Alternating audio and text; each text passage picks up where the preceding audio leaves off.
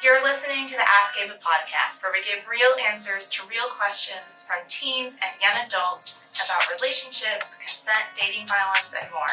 My name is Joelle Piercy. I'm the Director of Outreach and Community Engagement at Safe and Sound Somerset, which is an organization in Somerset County, New Jersey, whose mission is to prevent and respond to domestic violence, sexual assault, and teen dating abuse. Our services are free and compassionate for children, teens, and adults who have been impacted by violence. I am here today with Jessica Fernandez from Caldwell Realty. Thank you so much for being here with us today. Well, thank you for having me. Today's question is one of the most common questions we get from students, from community members, which is, how can I help a friend who's in an abusive relationship? Well, I think the most important thing to remember is that your friend or family member, they need to feel safe, they need to be able to feel safe and to be able to feel like they're not being judged for what they're going through. So I think that's really important to remember that when approaching a friend or a family member who is struggling with domestic violence. I know when I was going through my situation myself, I had a really hard time speaking up about it. I felt a lot of shame around it, and I didn't want to feel judged. And and my family members, even though they meant well, I felt that they were, kind of full-blown in wanting me to just pack my bags and leave. And they didn't really give me the chance to really process what I was going through, so that was really hard. So I think that's definitely the first step, is just to, approach it with the mindset that you're not there to fix their problem, you're there to let them know that you're there. And that you're not going to judge them for the choices that they're making, and then you're going to support whatever decisions that they make, and just let them know that you're there no matter what. Your door is open, always open, and that's what really helped me when I was going through it. It's just always feeling like my friends were there no matter what, and then they kind of gave me the space to figure it out. And in the meantime, I would get morning text messages from them with inspirational quotes. Some of them would reach out to me to check in on me. The ones that reached out to me said, to ask if I needed anything, if they wanted. If I wanted to have lunch, or if they could drop off food, whatever. All those little things really helped me during that period where I felt very stuck, very alone, and not knowing what to do. Because a lot of times, a situation like that, you can't just get up and leave, right? For so many reasons, right? It could be a very dangerous situation, and you need time to plan ahead and set a plan for yourself so that you can leave without the minimal effects on you and your children. Yeah, and when we have young folks too in relationships at high schools, you're still seeing that person every day in the hallways. Yes. There's so much kind of safety planning that needs to happen, and so many considerations that might be going into the decisions they're making in that relationship. Yeah, agree. So if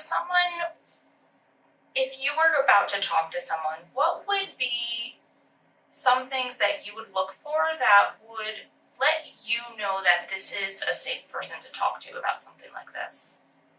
Well, the first thing that would stand out to me is when they approach me from a non-judgmental point of view, especially if they're on the outside looking in and they've never experienced any type of domestic violence. I would expect them to they can't possibly understand what you're going through if they've never experienced it themselves in some way, shape, or form. So I think that would be like the one thing that will help you put your guard down, is if you approach them and you openly say, I'm not judging you, I'm not going to try to understand what you're going through because I've never experienced it. I was like, but I want to help you and I'm going to support you. And I think that's the biggest thing from all of this. Yeah, because once you show them that you're not in any way, shape, or form trying to control their actions or trying to tell them what to do, they'll be able to put their guard down and feel a lot safer opening up to you about what they're really experiencing. Yeah, and I can imagine sometimes it's hard. Like, let's say in high school, if we have a couple and the person who's causing the harm in that relationship is someone who's really popular. Yeah. So let's say you have a friend who wants to believe them, but then they also don't want to believe that person that they know and may like is actually doing that, right? So what are some kind of reactions that might make you pull away, that someone should be mindful of to avoid? The number one thing, I would say, you have to believe them. You have to believe them no matter what. If you really care about that person, even if there's a little bit of doubt in your mind, don't verbally express it to that person who's going through the abuse because their mind is all over the place. They're very sensitive and that while they're going through this. So I think you have to approach this with the fact that you believe them. Because the moment you start to doubt them and you start to question certain things that they're saying, they're going to shut down and they're going to pull away and they're not going to let you in. Yeah. We also talk a lot with folks about how it doesn't hurt anything to give someone a helpline number, right? Yes. There's no repercussions, there's no fact finding that has to happen for that, to just be like, look, there's people here that can talk to you. Absolutely, and I think that's what you could do if you have a friend or family member who's pulling away and they're still in that state where they're scared to talk about it or they're not ready to. You know, just like what I mentioned earlier, you know, just the little things really make a difference. Like you said, sending them a text that, hey, I did some research. You know, I found this local organization that might be able to help you. Oh, here's a resource for housing or childcare, or if you need legal assistance, I found this. I don't know if you knew about this. You know, those little things really make a difference. Just sending it via email or text. Yeah, because you're still giving that person the space that they asked you to give them, but you're showing that they're on your mind, you're thinking about them, and that you care and that you want to help in any way that you can. Absolutely. Yeah. Absolutely. Those small things, and it's like almost planting a seed, yes. Right?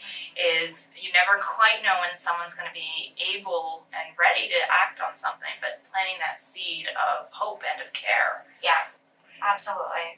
Yeah. As a follow-up question, a lot of times we get from young people, well, I'm worried about my friend, but they don't want to listen about it. They're not, I see all the signs of abuse, but my friend's not listening. How might you respond to that friend? If a friend does not want to listen, well, I mean, first off, you can't control what the other person does or says, and you have to just let them go through that journey and that process, because when they're ready to speak up about it, they're going to speak up about it. And you want to be that person that they come to. So I think that from the very start, you have to go into approach that person with from the very start that you believe them and that you are going to be their safe space and that you're not judging them, right? And that you support them no matter what. And just give them the space to process what they're going through, and when they're ready, just be the open door that they can come to. Because there's nothing you could do. You can't force them to talk about it. You can't force them to leave. Yeah. You can't force them to do the things you think that they should do. So you just gotta let them go, and just make sure you always let them know that you're there. Yeah, that's such a thoughtful response, and it plays into what we talk about when it comes to freedom, right? We have the ability to make our choices, set our own boundaries, and give or take away consent, and that's where we feel safe. And if you're worried your friend's partner is taking away that power control, the last thing you want to do is keep on that messaging of taking away someone's choices or minimizing or making fun of or judging somebody else's choices. Yeah, and you don't want to put too much pressure either, because I know my family, they meant very well when I was going through it. They were in full mode, survival mode, trying to help me in any way that they can during that time. But I really remember feeling a lot of pressure. Like, I had people in my ear all the time. I was like, one family member, my parents, my sister, my friend. And I remember just feeling so overwhelmed that I just immediately shut down. And that's what happens when you're in that state of mind, when you're really going through the height of abuse. You shut down very easily. You have all these triggers. And that, I just remember, like, the pressure was a big trigger for me. And it immediately led to me shutting down, not wanting to hear what anybody had to say. And I just isolated myself again, all over again. And you don't want to do that. So I think that, definitely let them know you're there, share whatever, resources you can find to help them, be that open door for them, but definitely pull back and try not to pressure too much. Because you gotta just let them figure it out on their own. It's their journey, it's their story, and they're gonna do it when they're ready.